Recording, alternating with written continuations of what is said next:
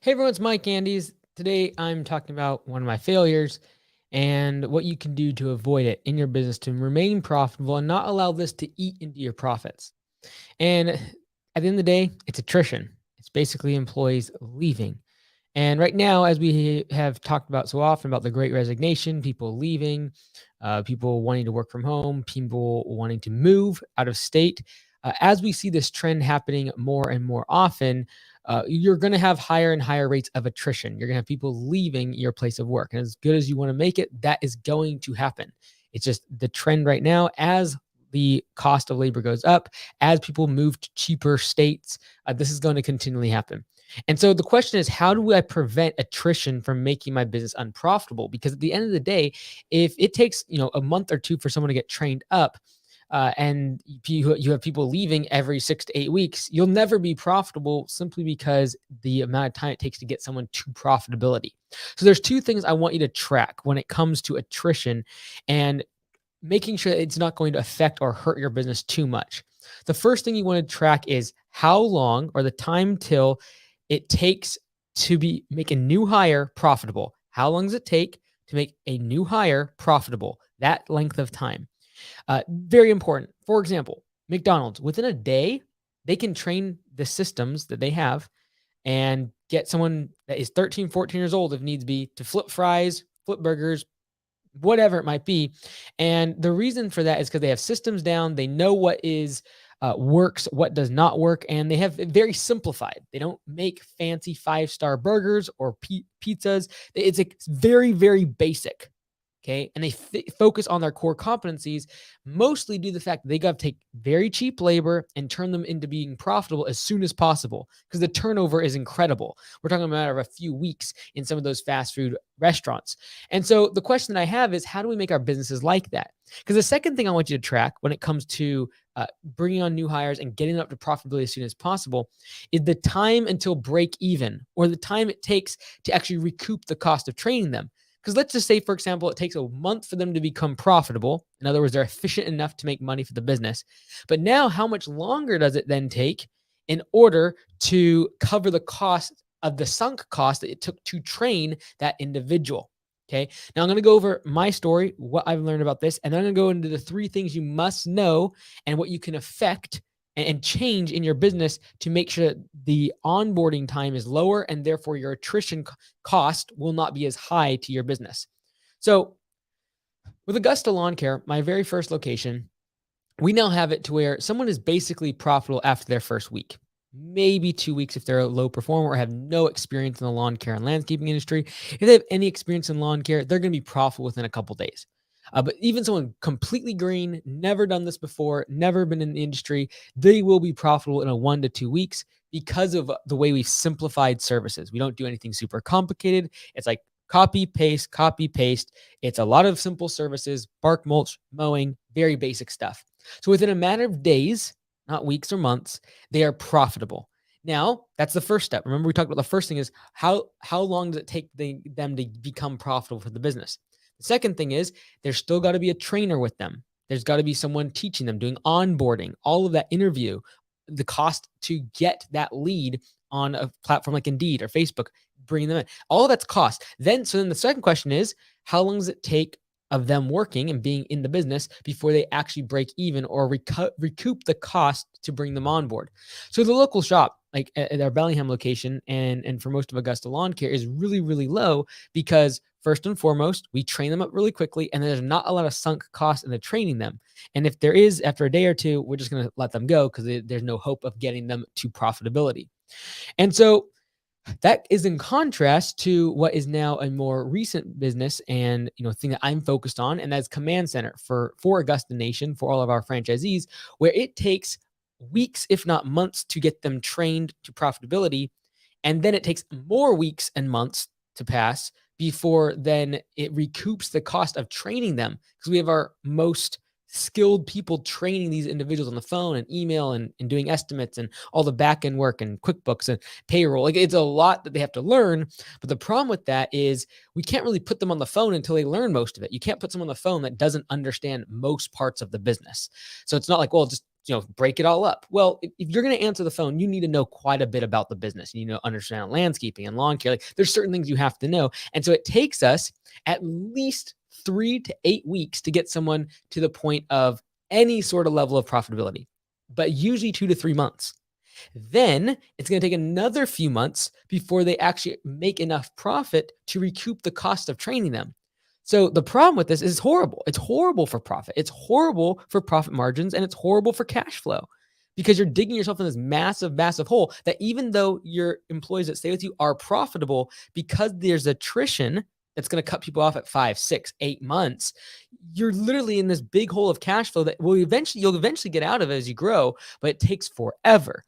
And so with attrition on the rise and people leaving and people being, whether it be mental illness, whether it be physical issues around COVID and their concerns around that COVID consciousness, these things are creating more and more churn. And so we have to ask ourselves, what can we do to eliminate that gap, eliminate or reduce, I should say, the amount of time it takes to get them to profitability, and then at time it takes to then recoup the cost of training them. So in your business, you've got to ask yourself the question, what can I do to make an employee as profitable as possible, as quick as possible? This is the number one way to make sure that you're able to combat attrition, and that someone leaving every month or 2 months or 3 months is not a big deal, because they're able to be profitable relatively quickly and recoup the cost of training them relatively quickly. Okay. And so, this is the reason why the first 5 years at Augusta Lawn Care, I didn't make a lot of profit. There was not much profit in the business because I had so many different services. I had putting greens and big dump trucks that we would use, and tree chippers, and we do walls and patios, and we just did like everything. And that's why we grew so quickly. But the problem with it was, if someone didn't stay 6 months or even 3 months, then we weren't going to make money on them. By the time we trained them up, got them to profitability, and then their profit margin then recouped the cost to train them, like it was months. And most people don't actually calculate that number and like, oh man, my employees are profitable within a few days. Well, are you actually measuring it? Because I think people will be shocked by just how much attrition is costing them. And so, now that same location, once we've cut out all of those things I mentioned, putting greens, artificial turf, massive dump trucks gone, tree chippers gone, big zero turns gone, we focus on simple services. And now we can become profitable with those employees. Someone who's never done lawn care, never done landscaping, they are profitable in a matter of a few days because the systems are in place. Okay. So this is something I'm still working on. We're trying to figure this out at Command Center. It's very difficult because it's not like mowing a lawn, which like mow the line straight. There's a lot of stuff that goes into the complexity of running a full scale operations from a management perspective of office, a back and admin work for the franchisees. And it's very, very difficult. We run a very, very, very low margin / negative right now for Command Center because we want the franchisees to use Command Center. However, it is costing us an arm and a leg to train people. And then a bunch of them leave during training, or they leave after 3 or 4 months. And that is very difficult to keep profitable. And I'm not going to let someone on the phone after a week or two. Like, that's not happening. They need to be trained up correctly. So then it becomes we have to figure out other solutions. So I'm going to give you the 3 solutions that are going to come about as you try to make your business more systems oriented and make it where attrition is not going to hurt you as much. And so when I look at number 1, training systems, it's what we've been working on all winter long at Command Center. And this is what you should be doing in your small business, right? For a local shop, the Augusta Lawn Care locations, and for all of our franchisees, we have a training guide that is supposed to take a brand new employee, and over the course of the next 2 weeks, they have a trainer and a trainee, and they both have to fill out what is required. There's a graph, and it's like, did they meet expectations? Did they need work? And then did they not pass? And that's over the course of 2 weeks. It slowly takes them through each stage of the progression of training, but literally, usually within 3 to 5 days, they're already profitable because they've learned enough to be profitable. And so those systems are important. The training for systems is important. Something we're working at Command Center on. We have the past several months, we nailed it down really well. But again, that training is going to take 3 to 6 weeks at Command Center. It takes 3 to 6 days at our local shop because the simplified of services. And that leads me to number 2. So these are the things you can do to make sure attrition doesn't hurt your business. Number 1, have really good training systems in place. Have an actual schedule of how you're supposed to get people onboarded and trained up and get them to profitability. The second thing is reduce the time it takes to get them efficient. Okay, reduce the time it takes to get them efficient. How do you do that? You simplify services. You take out the extraneous services. You take away the jobs that are way away from your shop. You get focused on the services that you're actually going to be making your core competencies. That might be mowing, that might be bush trimming, that might be mulch, that might be hardscaping, that might be installing ponds. Whatever that core competency, the thing that you do best is, focus on those things, because then all of your training time can be wrapped up and focused at that one place. Okay, so that's the second thing. The third thing you can do is raise prices so that once they do become efficient, once they do become profitable, their profit margins are large enough to recoup the cost of training them faster. Okay, and so we have to raise prices at Command Center. I'm not proud of it. I hate it. I dread this fact, but we will have to do this simply because of what we've talked about today. Attrition, it taking us 6 to 8 months to actually recoup the cost of training someone up. Whereas at the local shop, the Bellingham, like where we mow lawns and all the rest of it, like literally someone could be profitable in a week, like making money for the business, recoup the cost of training them, recoup the cost of advertising to them, the onboarding, their uniform, all that stuff is covered literally within a week. But you can't do that in an office environment. So how do we combat that? We have to eventually raise prices so that once they do become profitable, they can recoup the cost of training within a matter of at least most a few months. So we're raising our prices. We're still going to be less than half of like Call Boss that charges over $2 a minute. We're still going to be less than half of that, but it's still a matter of we have to raise the prices because the margin needs to be wide enough to when they get to profitability, even if it's after a month or two, then we're able to recoup the cost of that training within the next month or two. So that's, again, still 3 to 4 month window before they become really net positive for the business. So all of that I'm saying, I'm being somewhat vulnerable by sharing about Command Center, but I'm also pointing to the fact that on the successful side, what we've done at the local shop is what made my first 5 years mowing lawns, doing landscaping at Augusta Lawn Care, made it extremely unprofitable because of churn and so many services and massive amounts of variety, and have to train people on all these different certain skid steers and track loaders and excavators and dump trucks and manual transmissions and then automatic transmissions and different sizes of trailers, different sizes of trucks. Like all of that variety causes you to have to train them longer. And therefore that is the longer amount of time it takes to train them, the longer digital profitability. And then that runs the risk of if them leaving before that profitability, they were a net loss to the business, and that hurts cash flow. So those are the 3 things you can do to combat it.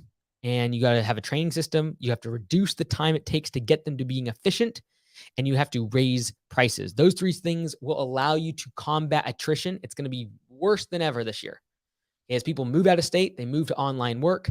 They are looking for different industries, like people resigning and just like, hey, you know what? I'm done with labor. I'm going to focus on Etsy. I'm going to sell on Etsy. I'm going to sell crypto. I'm going to trade on Robinhood. That's a real thing now.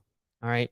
So I hope that was helpful. And I want to open it up today for some calls. So I'm going to go ahead and open up here. Feel free to call in the show. It's 361-733-3332. I'm going to take some calls, take some questions here on this afternoon. I'm going to jump in the comments here while some of you are hopping into the call room. Thanks for everyone hopping out here. Kevin Fairburn out in Mississippi. Good stuff. Kevin, thank you. Chuck, let's go. How do you measure individual employee profitability? Is it just direct costs, or do you allocate some overhead too? We primarily use profitability. When you say profitability, I track efficiency, and that's going to be through P for P. It's the simplest, most predictable way to track efficiency. And I'm not so concerned how you track profitability or efficiency. It's that you track it over time so that when you make changes in the business, you're able to see what changes were effective. So for example, Ryan Payne out in Texas, one of our franchisees, he owns 2 locations actually, and he just switched all of his trucks to ramp rack. And so because he was using P for P, he was able to see direct correlation of changing to ramp racks instead of trailers and what that made on his efficiency. And so you can only see those changes if you've been tracking the numbers. I'm more concerned with inflection points and changes in efficiency and profitability than how you calculate the profitability. So how you calculate the profitability or the efficiency, I don't care. Just track it over time so you can see as you make adjustments to the business model, as you make adjustments to the training system, as you make adjustments to the service mix, as you make adjustments to your pricing, all of that, it should then be reflective with an inflection point to actually see if there were impacts made in the business. Really good questions coming in. I know there's a ton of questions coming in actually, but again, feel free to call me.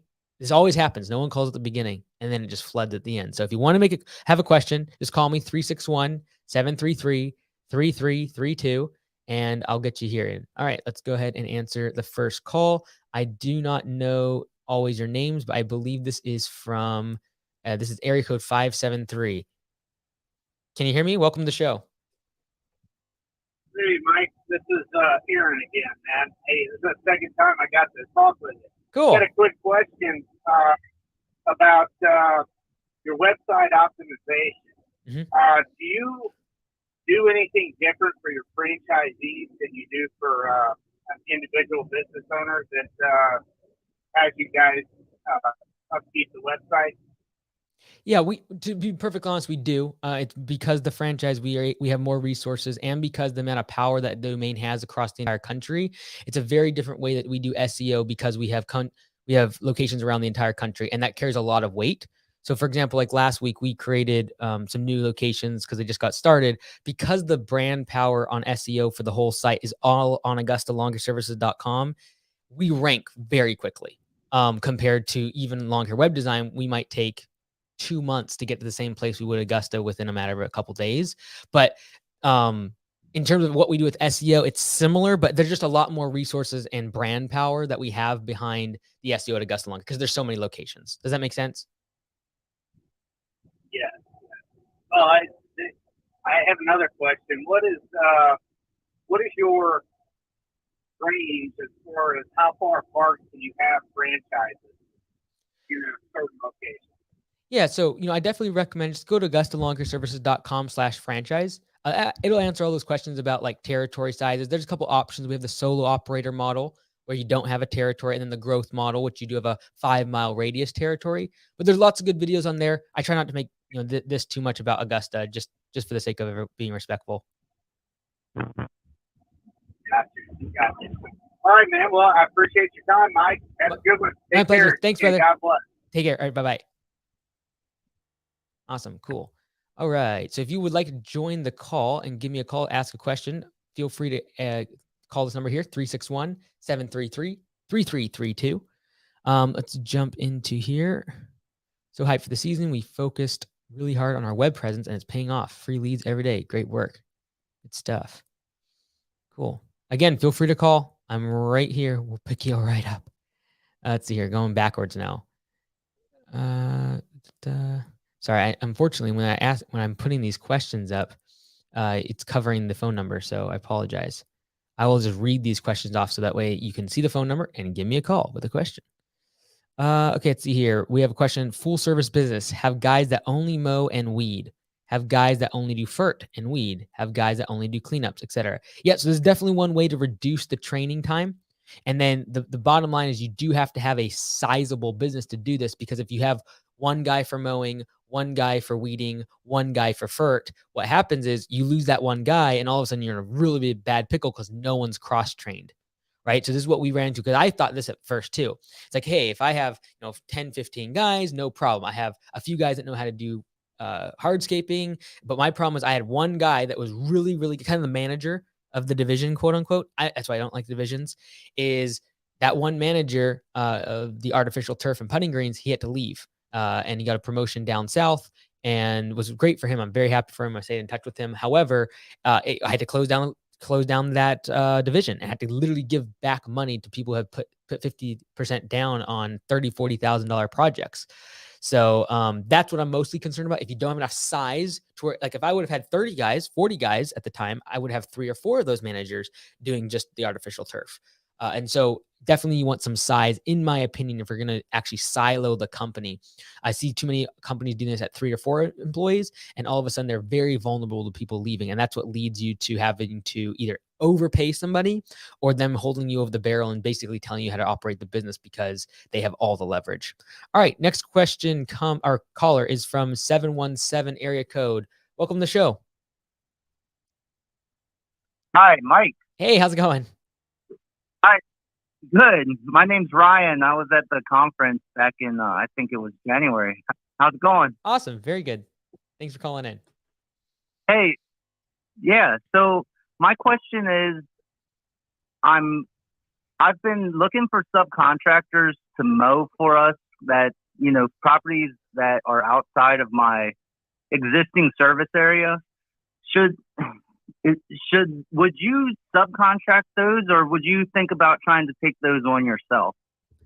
Honestly, like if you know already that's outside your service area, and this is already something you've thought about, like having a subcontractor does not come at the cost necessarily of you having to send people, 20 miles away to go to mowing lawns, but it does come at the cost of time, right? Like if you did not have to manage them, if you did not have to send out the billing to those locations, and to those clients, I mean, like, would you go get more customers in your target market? And the answer to that is yes, as long as that time is being deployed against your existing area. So I'm mostly concerned about the time value of just managing those subcontractors, of sending out the invoices, taking the calls from clients you don't even want. And at the end of the day, let's just say you're marking that up by 20, 30%. Well, that 20 or 30% is literally what you'd be making in profit if you just did it inside of your territory. And furthermore, now you're adding value in terms of net worth to your personal net worth, because you're building up a client base. You actually have more customers, and you control the transaction versus a subcontracting model, which typically has a very low valuation when it comes to if you try to sell the company. Does that make sense? Yeah. Yeah. So I mean, okay, that confirms what I was thinking. It's turning into a headache, and we haven't even started mowing yet. Exactly. Um, Yeah. but And just your headache, what's going to okay, happen is you're going to so spend all of your time and energy trying to, baby these subcontractors or deal with the headache, as you said. And you're not going to go spend time and energy on marketing because you're going to be so wrapped up in this other thing. Right. So that would, it's always the right, classic, like it, one baby stealing attention from the other baby. Right. Like you got to focus on the thing that's paying the yeah, bills. And subcontracting is typically, okay, in my opinion, a lower margin, less. The reason we get into business is for net worth. You add net worth. And if you can increase the value of the business by getting customers to your name, traditionally that's a better net worth play. okay, all right. And then my second question was, I talked to my the guy that ran my Google ads uh for Christmas lights. And by the way, do you guys manage Google ads? We don't do outside of the franchise, no. Okay, all right. Well, my question is, when I spoke with him, he was saying that landscaping, mowing, he said it's too hard to get leads because they're all over the board. It's too hard to target like just shrubbery trimming and mulching. That's what I'm interested in.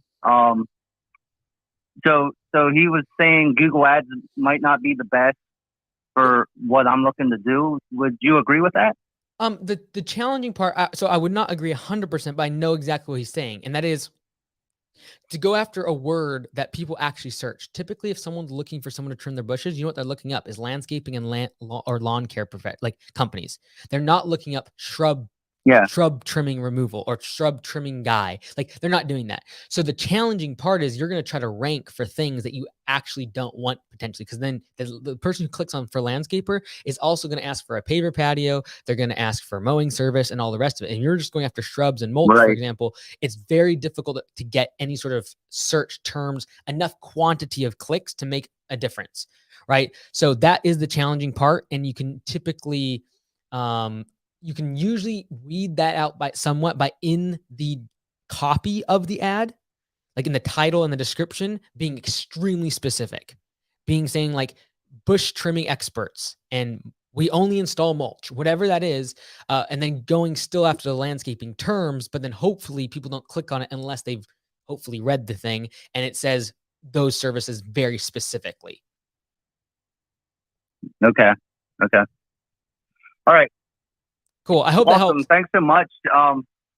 Yeah, it did. And then you said about next door at conference. What was that? A sponsorship or No an ad? sponsorships. We haven't seen sponsorships do very well in Nextdoor. It's really been the local deals And so we've tried sponsorships. I cannot No recommend them. deal. Yep.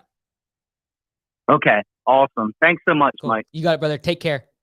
All right. Next caller is, based upon the caller name, is Aaron. Let's go ahead and bring it in from 959. Can you hear me? Hi, Mike. Hey, how's it going? Pretty good yourself. Good, good. So I'm calling from Connecticut. Cool. Is the name actually Aaron then? Yes, it is. Yep. Cool. Cool. What's your question? So my question is, I mean, we're going into our second season here, and obviously fuel prices are going up. Price of everything is going up, and we're trying to market. We're trying to door tag. We're trying to make Facebook posts, just anything that we can do marketing wise. And it's almost like not working because the prices are going up. So people are shying away from the newer prices. Mm-hmm.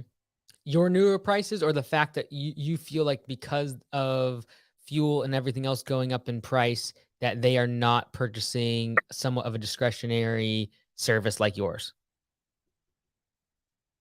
So I guess it's a little bit of both. I mean, I'm losing customers due to prices going up in general, and they can't afford the lawn care, which is fine. But I'm also not really gaining much. And every quote that I give out, it's like a turn down right away. Where are you spending all your marketing dollars right now? Like, what are you spending your marketing dollars on? Pretty much door tags and Facebook. Okay. And so this is what's coming to mind is I feel you're probably marketing to the wrong customers, because anyone right now that is being affected by inflation is probably in the bottom 50% of the net worth demographic. And the reason I say that is because if I am 70 years old, have 2 homes, and both of those homes are worth over $1 million, and I'm retired, there's just not a way in the world that I'm not having someone mow my lawn or do my landscaping for me. Right. So my question would be, can we take off the Facebook ads and go more targeted with things like Nextdoor? The door tags are great as long as in the right neighborhoods. But a lot of times those are the ones that are tough to get to because they're gated and you can't necessarily, go knocking on their door. So how can I still target them? That's when you got to get creative with every door direct mail, doing yard signs outside of their HOAs on their way to their neighborhood, doing Nextdoor ads inside their neighborhood. Like, that's where you got to get more creative. I feel, because there are absolutely people out in the world, and the majority of them have more money now than they did 3 years ago, 2 years ago, right? So, but you were about to say something, and I cut you off. Go ahead. Nope. I mean, you pretty much hit the nail on the head. I mean, I'm probably doing the wrong marketing, and I should look into. I mean, we work with a couple of other landscapers in the area, and we all talk and chat and try to help each other with marketing. And a couple of them use Nextdoor and whatnot, and they get more calls than me. Yeah. So, yeah, be very careful. In my opinion, like, I love when landscapers reach out to each other and they talk to each other. The thing that I don't like is the negative talk that comes around with a lot of landscapers when they get together about customers, about the market, about the economy, about, no one buying right now, and just don't buy into it. Right? Because at the end of the day, what you said there about like people think things are too expensive, that is a complete, like, that's a perception. That's an opinion, right? The data says otherwise. And that typically is because we've been hearing that, right? We've been hearing prices have been going up. We've been hearing that people are more price conscious. And if that's been an echo chamber with the other landscapers, it's not to say don't talk to them, but definitely keep in mind that what you said there was absolutely a perception. It was not data. Right. So keep that in mind when it comes to marketing when you talk to those other landscapers. But I think you're on the right path. Just focus on, hey, I got to find different customers. It's not, I do not need to change my prices. I need to find different customers. Right. I mean, there's been a lot of change going into this season. I mean, we're trying to do away with bi-weeklies because it's harder to schedule with when you have 15 bi-weeklies one week and then 3 the next, and then I'm trying to go a little bit more commercial into the commercial game. So I'm kind of steering more towards that, but obviously you still need some residential to kind of offset as well. Totally. Yeah. And so, both commercial and residential are going to get squeezed with all of this that's going on with inflation and cost of fuel going up through the roof, all the rest of it. But at the end of the day, there is just no way that Taco Bell is going to have their employees flip burgers and then go out and mow the grass. So they're going to need someone to mow. You're also going to have people that have $10 million net worth and 4 houses and a private jet, and they're not going to mow their lawn either. Right. So it's finding those customers that are less price sensitive. And that's either going to be a working professional that is going to make way more money working at their job, or it's going to be someone who's retired and physically cannot do the work. That would be my focus on those customers. Okay, so you're saying pretty much just target the more higher end neighborhoods. Yep, or working professionals, right? People that are making $150,000 a year because they're coding and they're working in a tech job. They are not going to mow grass, right? So either of those demographics are fantastic. Okay. Cool. All right. Thanks, brother. You have a good one. Take care. All right, thanks. Nice talking to you. Thanks, Mike. Yep. Okay. Next call. We got a few more in the call queue. Sorry for the delay. This one is from Southfield and 248. I think you're on. Go ahead. Hey, Mike. How you doing? Good. How you doing? Good. So this might be like a lower level question because I know a lot of the guys in the live stream are like much more further along with their businesses, but I'm just starting a window cleaning business, and my question is Augusta Lawn Care, is it a corporation or an LLC, and which one would you recommend starting with? Yeah, so I would recommend. Because I know a corporation is a lot more of a headache to deal with. Yeah, so I would start with an LLC because it's so much easier to set up in terms of cost, time. You don't have to get in articles of incorporation. You don't have to do annual minutes with an attorney. So I would start with an LLC, but as you become consistently profitable, that's when an S corporation starts to become very attractive. And this isn't accounting advice or anything like that, but I definitely talk to your CPA because as you do become more profitable, you can now elect to be taxed like an S corporation while being an LLC.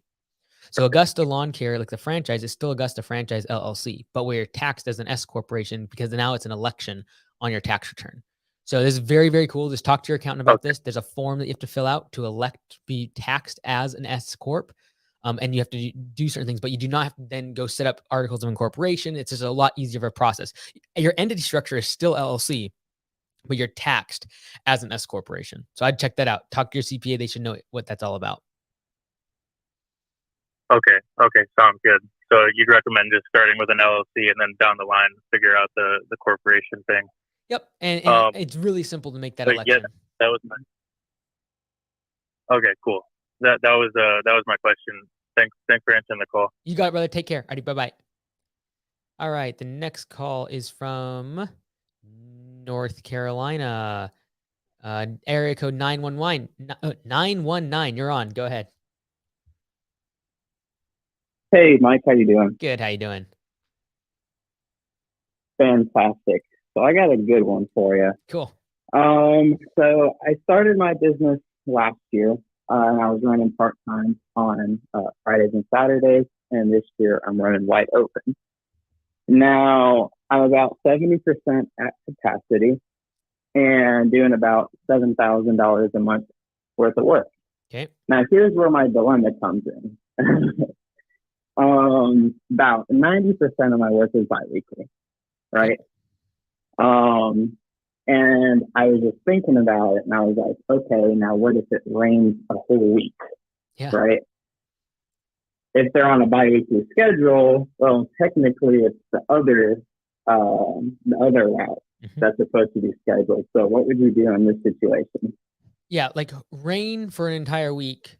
First off, you have to ask yourself how often that happens. Probably once or twice a year, right? So it's going to happen. So this is definitely something to actually be concerned about if all of your jobs are biweekly. So one, you could say, okay, well, if that happens, I'm going to get one person to come help me and we're just going to knock them all out that week. But then now they're on the wrong schedule, right?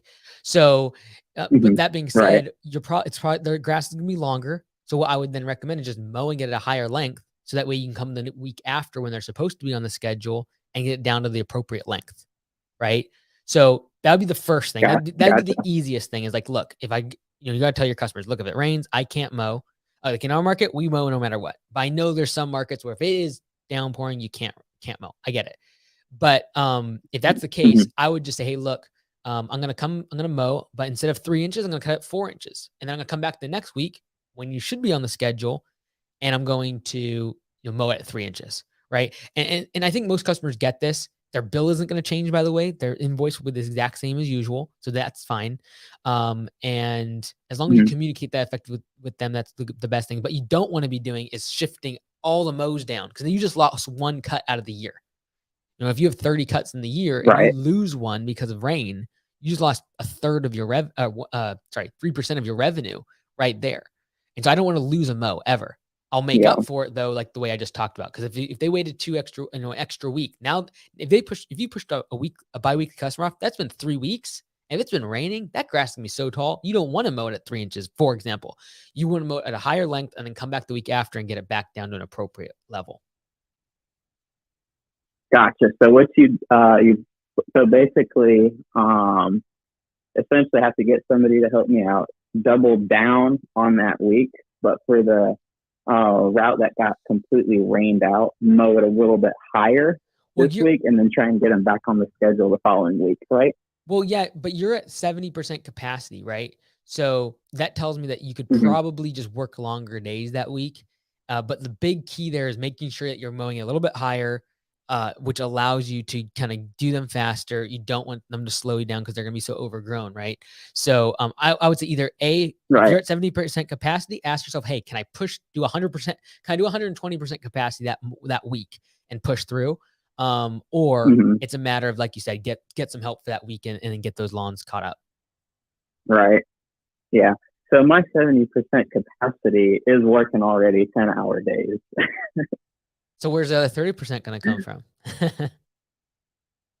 So basically, some routes are slam packed full, and some routes are only about half full. Yep. So it's not quite even like that, because I broke it all down based on location. So why did you do that first and foremost? Because why not just look at all of your lawns in a territory? For example, instead of saying, hey, I'm going to do these neighborhoods on Monday, Wednesday, Friday, why not just look at your territory? I'm just drawing here. I'll show you in just a second. All these dots. I don't know if you can see this. Sorry, it's a pencil. Look, you can't even see it. So if I show all these, 1 second. So if I have all these lawns in my territory, instead of saying, and this comes down to scheduling and being able to move your jobs around, and you got to make sure you're clear with the customers. But let's say these are all my lawns. Instead of saying, okay, I'm going to mow these ones on Monday, these ones on Tuesday, these ones on Wednesday, instead of doing that, why not just say, okay, I'm going to start from left to right. Like I'm going to start Monday over here, and I keep mowing and mowing and mowing until over here. That way, there's not a day where I end at 1 o'clock because I've just finished that route early. I can just keep mowing and stay, efficient. Right? That's going to help your capacity dramatically if you don't have specific days for specific neighborhoods or things like that. It's more a matter of, hey, I'm going from left to right, and I've told my customers, look, you're going to be scheduled in the first half of the week, or you're going to be scheduled this day, plus or negative a day, like that first half. You're in the end of the week. And if people don't like that, like 2% of people will be like, no, I don't want that. I want a specific day at a certain time. Sorry, you're not our customer, right? If you have this, though, you will get the extra 30% capacity if you just work from one side of your territory to the other. That makes sense. The only thing with that is, one big complaint that I get from people when I sign up new customers is that their previous lawn care provider was sporadic, and they just show up whenever they want to. There's a reason why their last lawn care provider is no longer mowing their lawn too, right? So if you come across as professional, that you're actually going to live up to what you tell them, just set the expectations correctly.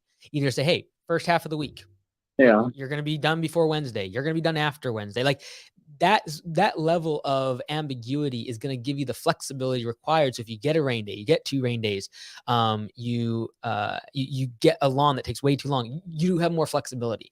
And that's going to allow you to go from 70% capacity to 100% capacity, because now your days will be filled up completely. Yeah. No, that makes total sense. Cool. Well, best of luck out there, brother. Take care. All right. Appreciate it. You too. Bye. Yep. Bye.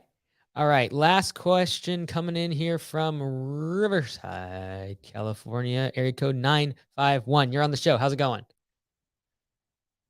Yeah. How's it going, Mike? Good. Greetings from California. Just had a question. Just wanted to know what your thoughts were about property management companies and the pros and cons. Or do you have any type of experience with property management companies? Yeah, I just actually wrote an article for, I think I want to say Turf Magazine, I forget, about this specifically, how to deal with property managers. The bottom line is you got to remember that they want to do as little as possible on that property because they're usually given a percentage of rent. They are not given a amount of money per hour worked on that property. So your goal as a contractor, if you want contracts from a property manager, is how do you do their job so they do not have to be on the property? So if you're on the property, can you give them a checklist of things in the, like, hey, gutters look full. We can take care of that. There's moss growing. People are overflowing the garbage. If you do anything like that that prevents them from having to be on the property, they're gonna love you because they they do not get paid the more work they do on the property. They get paid a percentage of rents 95% of the time. So that's focusing on that. How do you become the partner with the property manager? Because guess what? If you do that for them, they're never going to ask you for a quote. They're just going to, hey, look, get this done because they're going to trust you. Right? So building up that trusting relationship, but realizing that they do not care about your price because it does not come out of their pocket. They might obviously want to do what's best for their client, but it does not come out of their pocket. The property manager isn't paying you. The owner is, but the property manager is getting a cut of the rent. They are not getting how much they work on the property. So keeping that in mind is usually the most important thing if you want to build up property management relationships. Okay. Perfect. Yeah, that was the only question that I have. Thank you. Good information. Cool. You got it, brother. Appreciate it. Take care. Have a great evening. Thanks. Awesome. So thank you everyone for hopping on here live. If you haven't already, make sure you go to mikeandys.com/vote.